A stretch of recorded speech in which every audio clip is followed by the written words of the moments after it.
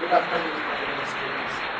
अब हम डिस्कस करेंगे आपका नेशनलिज्म इन इंडिया का पार्ट 4, जिसमें आपको पढ़ना है खिलाफत मूवमेंट के बारे में। खिलाफत मूवमेंट क्या था, किस प्रकार वो भारत में लॉन्च हुआ और इसमें कौन कौन से लोग शामिल थे, ये हम लोग जानेंगे खिलाफत मूवमेंट के बारे में। तो देखिए, खिलाफत मूवमेंट स्टार्ट हुआ था भारत में मुस्लिम भाइयों के द्वारा स्टार्ट किया गया था, लेकिन इसका असर हमारे देश के व्यवस्था पर भी पड़ा था। अब क्या था खिलाफत मूवमेंट?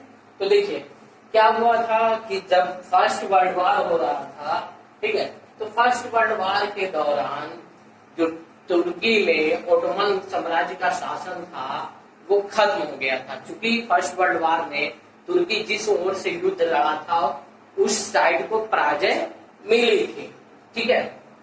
तो जब तुर्की के हार हुई तो विजेता जो राष्ट्र हुए थे, जिसमें से एक इंग्लैंड भी शामिल था, वो तुर्की के राजा को साथ एक संधि किया था, ठीक है।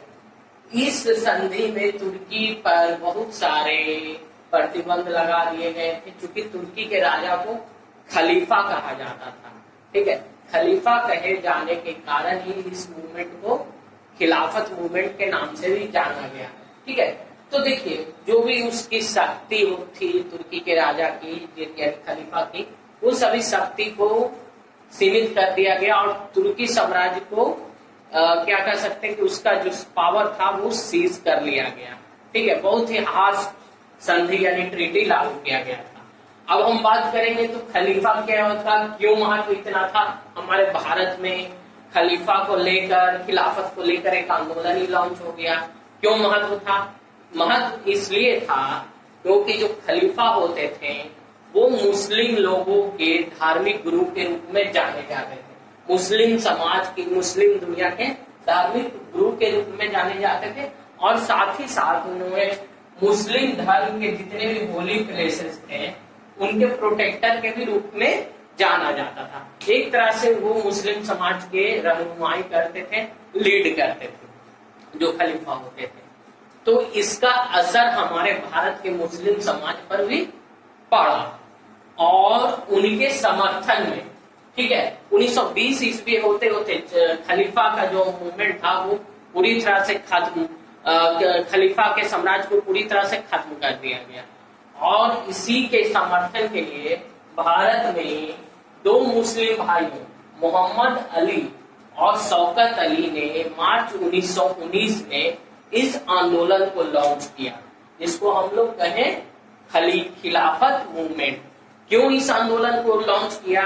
तो इस आंदोलन में मुस्लिम लोग का मुख्यतः मांग था कि जो हार्श ट्रीटी लागू किया गया है ब्रिटेन के द्वारा या विजेता पक्ष के द्वारा तुर्की साम्राज्य पर, उसको वापस लिया जाए।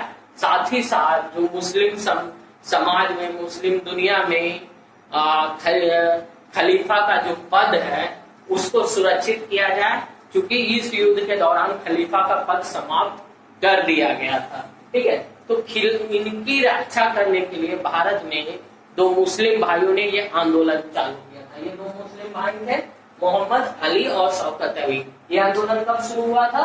तो मार्च 1919 में, ताकि वो इसका विरोध कर रहे थे इंग्लैंड के खिलाफ, क्योंकि उस समय भारत में अंग्रेजों का शासन था, और वो ये विरोध दर्ज करके अंग्रेजों तक ये बात पहुंचाना चाहते थे।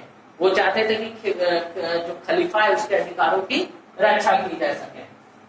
तो देखिए, उसी समय गांधी जी हमारे भारत में उस समय रॉलेट एक्ट का विरोध हो रहा था, सत्याग्रह, रॉलेट सत्याग्रह चालू था, ठीक है।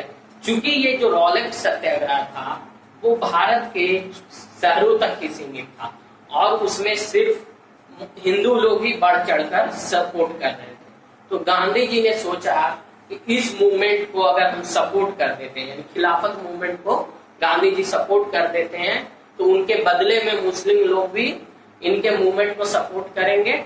और इसी कारण गांधी जी ने खिलाफत मूवमेंट को सपोर्ट करने का निर्णय लिया, ताकि गांधी जी के साथ हिंदू और मुस्लिम दोनों एक साथ आ सके अंग्रेजों के खिलाफ।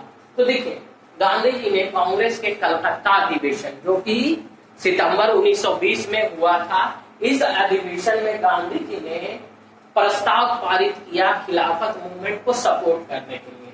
और साथ ही साथ उन्होंने कांग्रेस के अन्य नेताओं को, ठीक है, कांग्रेस के अन्य नेताओं को गांधी जी ने राजी किया कि वो खिलाफत मूवमेंट को शुरू करें और साथ ही साथ वो नॉन कॉपरेशन मूवमेंट भी शुरू करें, जिसमें हिंदू और मुस्लिम बढ़ चढ़कर हिस्सा लें।